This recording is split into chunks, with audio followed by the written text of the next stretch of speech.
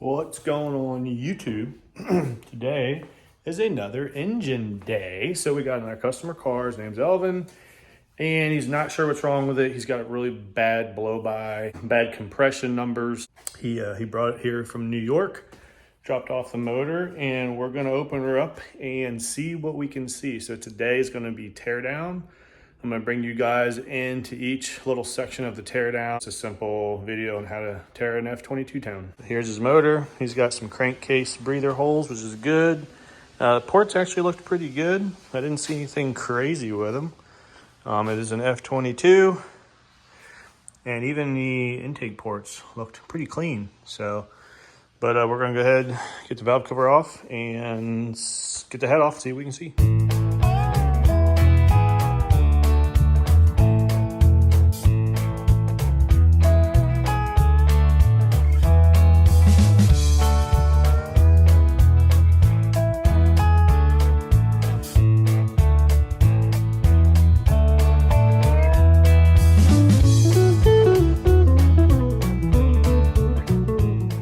All right, so what I was looking at there in time lapse, I was making sure that he had valve lash on all these, and they all looked really good.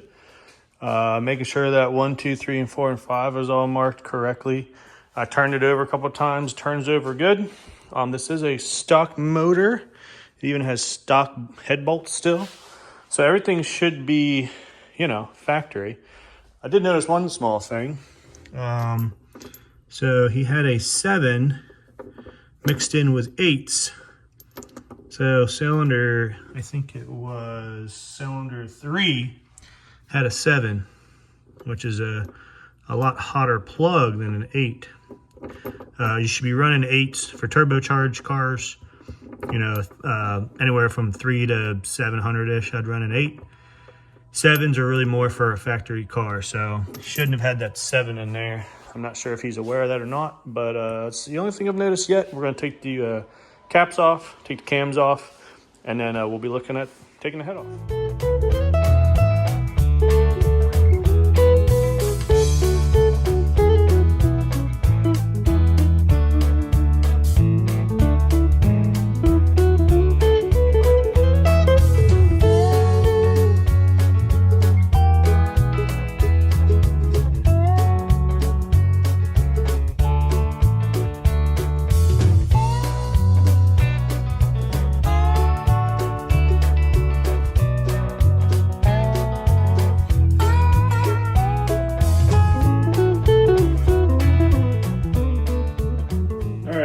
Now it is time to pop this head off.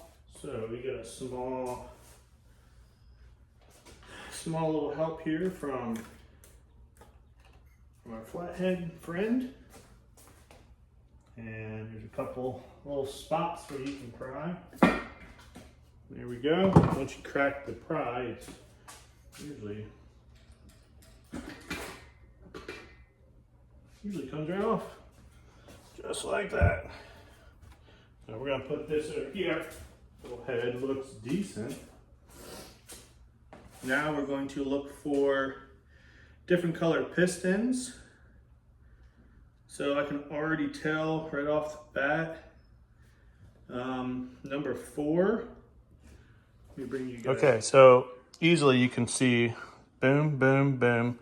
And this one does not look like the other 3. This even has oil or water in the cylinder.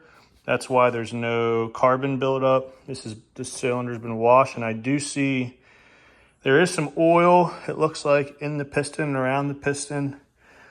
The rest of them look kind of normal. Looking at the cylinder walls here, those all look good. And the head gasket looks pretty good. I don't see any actual signs of anything, so let's go ahead and get the head gasket off and take a look at it. Factory head gasket we have here. It looks good. Way to really tell if you have head gasket leak issues is you see this black stuff. This is the Viton rubber that they put on the head gasket, and if you do have a lifted head gasket, this will wash away, so you'll see this will all be missing. So you'll see it missing between these jackets. Sometimes you'll see it missing between these jackets, or you'll see it missing between cylinders. And then another way, I can't do it holding the camera, but, well, yeah, I can. You'll separate it, and you will have to look inside to see if you see the same situation, and we don't. Head gasket is good. Now, we don't reuse head gaskets. This would be trash, but what I'm explaining is that we did not have a head gasket failure. So as far as I can see, this head gasket was still holding just fine. All right, so immediately we see the problem. Let me get a light real quick here. So there's our problem, guys. So once we pull this piston out, we're gonna see what's going on, but the rest of the cylinders look fine. No other pistons are damaged. This does have, right there, you can see something happened there. We'll figure out. That almost looks like a ring may have pinched. So something definitely happened. In the top of the pistons here, there's a little bit of what I'd call is melted down. It looks like it got a little hot over there. So this got really hot. So yeah, this is bad. This is Black Death. He even broke a ringland, or this piston got extremely big. And this side looks fine, which is weird because that's the exhaust side. The intake side doesn't get as hot. So yeah, he's gonna need sleeves for sure.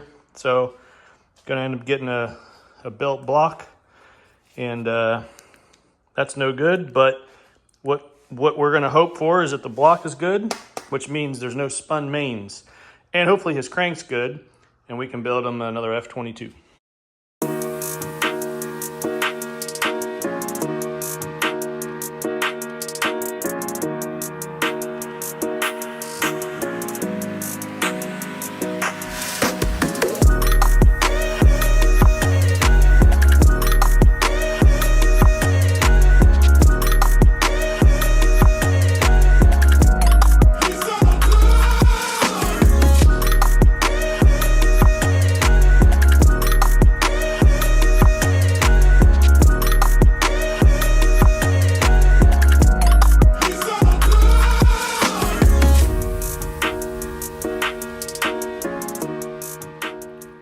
All right, slowed it down here so you guys can see what I see.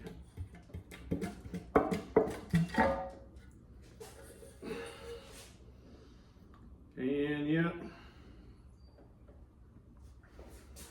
a little black in the pan. That's from all that material. Overall, the oil looks decent. There's no like chunks of metal. The pickup tube, I don't see metal. So I'm hoping we'll be all right. We're gonna find out. So take the oil pan off. It's just a 10 mils. Next we're gonna take the front cover off. It's pretty easy, I already did the 10 mils. So let's go ahead and pop that off now for you guys.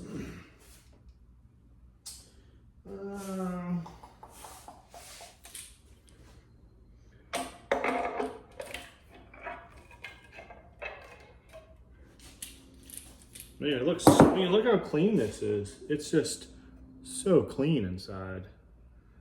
It's pretty insane. And here's our O-ring. O-ring was on. It's good. So yeah, super clean inside. All right, we're gonna continue. I'll put you back on time lapse. We're gonna get all the chain stuff off. It's pretty self-explanatory, guys. A couple of bolts, couple of Allens, everything gets pulled off the front. Pretty easy stuff.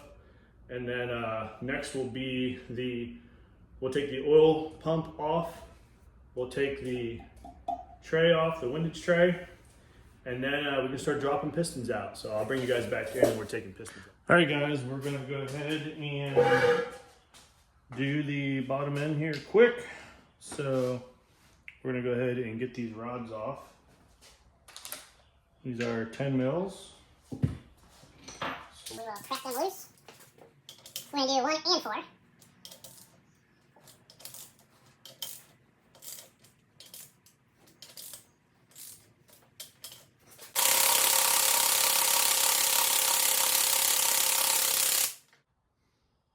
so that cat bearing's good. This bolt is like, I don't know what's going on with these bolts.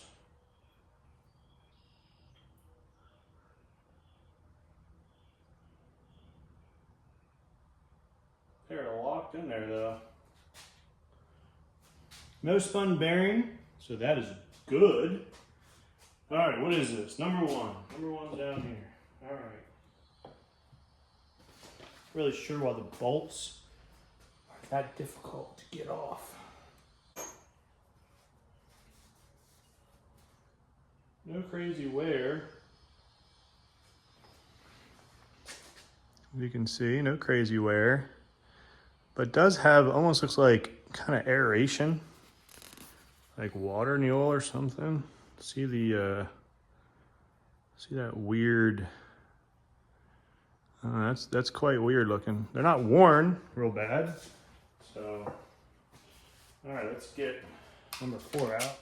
It might be factory, I'm not sure, honestly. They have like a red coating show on them. Maybe that's factory. I don't really take apart. I mean, I took my rod bolts off as well. I'm not really sure, but let's go ahead and I have to knock this one out a little bit.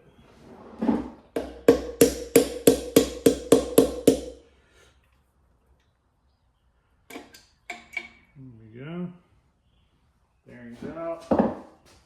Number 4.